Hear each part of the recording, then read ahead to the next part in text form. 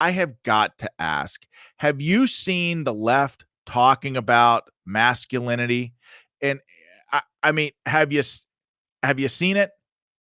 Because it's kind of amazing what the left is trying to do here. Important part, an interesting part of how people have talked about your role here is how your role has reshaped the perception of masculinity. And I'm not sure you planned on that, but you are an incredibly supportive spouse. Has that been an evolution for you? And do you think that's part of the role you might play as first gentleman?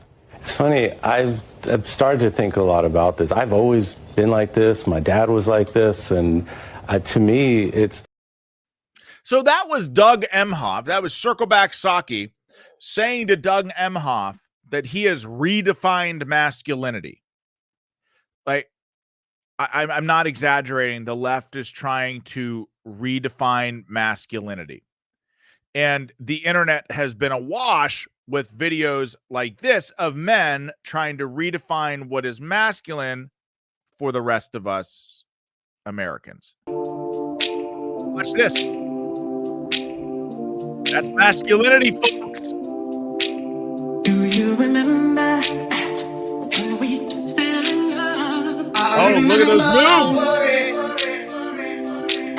Do you remember how it all began? How could I ever forget? It's the first time. Do you remember? I can feel it.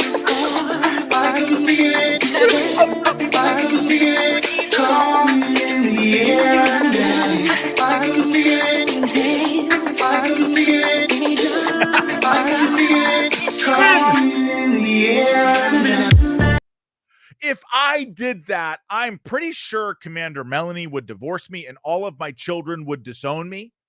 But this is like all it's a trend. The left is redefining masculinity, and then of course Tim Walz with his leg kick. Who doesn't make kicks? There it is. There it is. Boom. Who does it?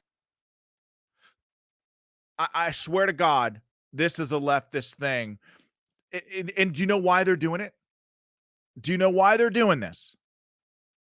They're doing it because Kamala Harris, I mean, everything with the left is breaking people down into little groups. As absurd as these videos have seemed, and I'm telling you, they're insane. I know. I'm sorry for showing them to you. But as absurd as all this is seen, the left is actually trying to make a play for white men because Kamala, not just white men, but men in general, Kamala is hemorrhaging men. Like, men are abandoning her campaign, her movement in droves. I'm telling you, and I've told you this from day one, but when you got guys like Walz out there at a college football game reacting to a college mascot like this, dudes are like, I don't want any of that.